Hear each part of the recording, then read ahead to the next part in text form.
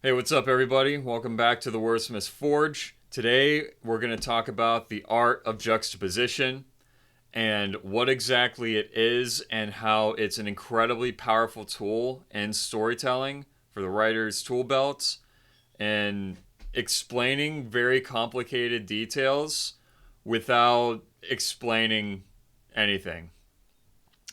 And so, let's get right into it. The classical definition of juxtaposition is the fact of two things being seen or placed close together with contrasting effect. So you have two things, and there's a certain attribute about them that makes one stand out relative to the other. They make each other pop, basically. So think of this like color coordinating, right? Like you have red and green, they're like physiological, psychological opposites. So when the human eye sees red, the color that's going to stand out most compared to it is green. Like if you stare at something red too long, your vision's going to go a bit green, and vice versa. And so red and green are popular colors to have contrasting with one another. Think of Christmas colors, because they make each other pop, right? And so you can have a similar effect with ideas and concepts. And this has been used historically quite often in storytelling and very successfully in a lot of cases. And so I'm going to show you an example from the Bible where this is done, and it's done perfectly because it's not even done in a really obvious way, but it's really powerful when you see it. And so I got my Bible right here. I'm at Matthew chapters 26 and 27. These are the accounts of Peter and Judas. And so I'm just going to read chapter 26 starting at verse 69. Now Peter sat outside the courtyard, and a servant girl came to him, saying, "You are also with Jesus of Galilee." But he denied it before them all, saying, "I do not know what you are saying." And when he had gone out to the gateway, another girl saw him and said to those who were there, "This fellow was also with Jesus of Nazareth." But again he denied with an oath, "I do not know the man." And a little later those who stood by came up and said to Peter, "Surely you are also one of them, for your speech betrays you." Then he began to curse and swear, saying, "I do not know the man." Immediately a rooster crowed, and Peter remembered the word of Jesus, who had said to him, "Before the rooster crows, you will deny me 3 times." So he went out and wept bitterly. And then we're going to skip ahead. This is Matthew 27, verse 3. Then Judas, his betrayer, seeing that he had been condemned, was remorseful and brought back the 30 pieces of silver to the chief priests and elders, saying, "I have sinned by betraying innocent blood." And they said, "What is that to us? You see to it." Then he threw down the pieces of silver in the temple and departed and went and hanged himself. So we have the story of Peter denying Jesus and the story of Judas betraying Jesus. And they're put basically side by side to each other in Matthew's gospel, and I believe also in Mark's. And I remember doing a Bible study about this a couple years ago, and that immediately jumped out to me when we were reading through because they were placed so close together. Because when you think about it, Peter also betrayed Jesus. Everyone knows, even people who don't really know the Bible, know the story of Judas betraying Jesus. But what's not commonly talked about is that Peter also betrayed Jesus. Right? And so Peter and Judas are put side by side together to highlight both their similarity and their difference, right? Because we see how Judas responded to the realization that he betrayed Jesus, right? He hanged himself. How did Peter respond? Because he also realized, this is also a great example of foreshadowing, because Jesus told him, before the cock crows 3 times, you will before the cock crows twice, you'll deny me 3 times. And he has that realization. He betrayed Jesus just like Jesus said he would. And so it says he went out and wept bitterly. And this is where we also know that's not the end of the story of Peter. The writers obviously knew this because Peter became the head of the church, and his story doesn't end there, right? And we see this in John's gospel. Peter says, "I love you" to Jesus 3 times, repenting of the 3 denials. And so, with all that in mind, it becomes a very powerful juxtaposition, because you see the difference between contrition and attrition, right?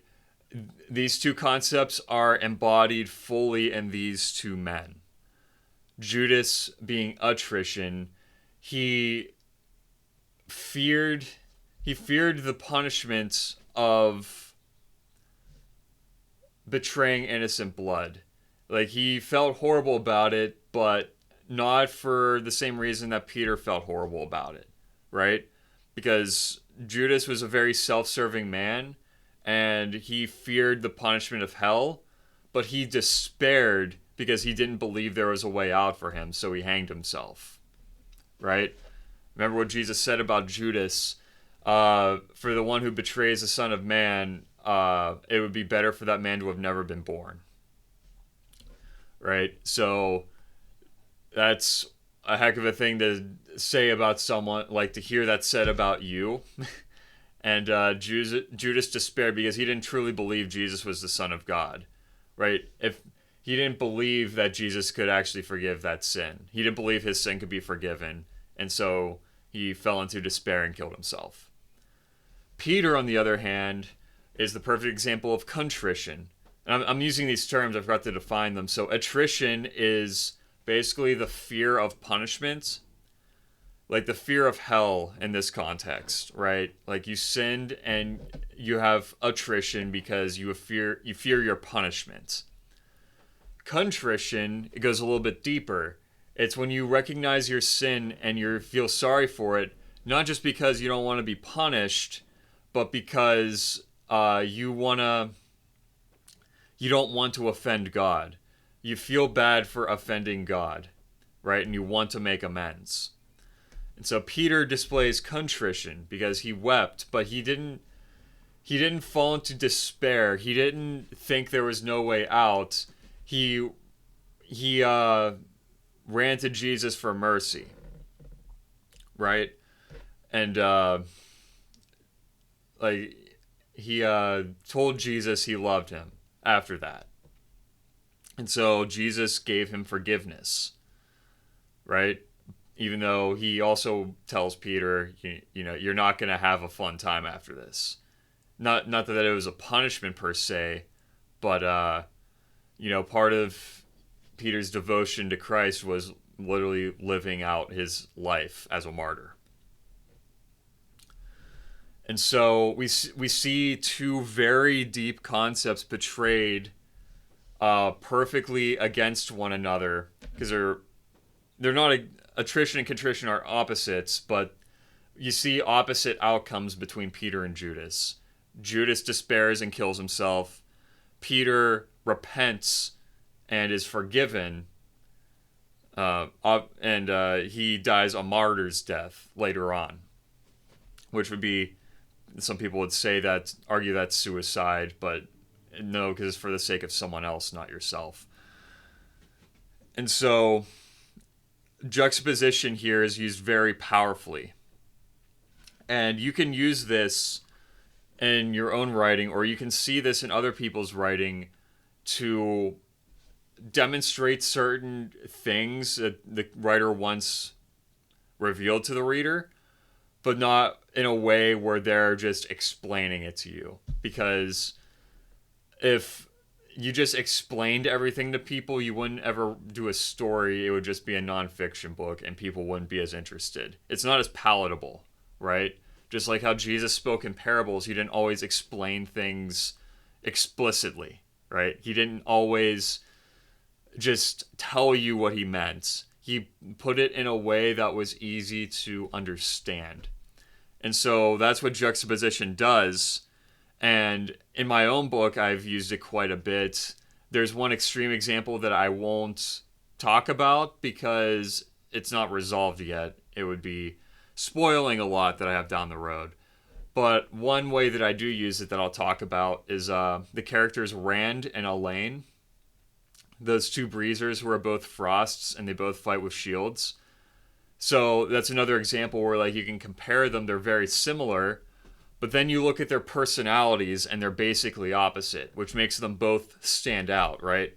Like Rand is very like instinctual, very emotional, very loud, outspoken, whereas Elaine is very quiet, very analytical, very blunt, to the point, and like very factual. And so you put those two men together and they stand out more because like compared to Elaine, Rand is very like animalistic, very rash, you know, and then compared to Rand, Elaine is very calm, cool, and calculated. Right? It's a mutual comparison that leads to both of them being like a standout, right? And so that's the beauty of juxtaposition, and it's a great way. This is a common problem writers struggle with: is showing versus telling, right? You don't always want to explain things; you want to just show it, right? And so juxtaposition is a very powerful tool to do so. So that's going to be it for today. Hope you guys enjoyed this one, and until next time, take care. God bless.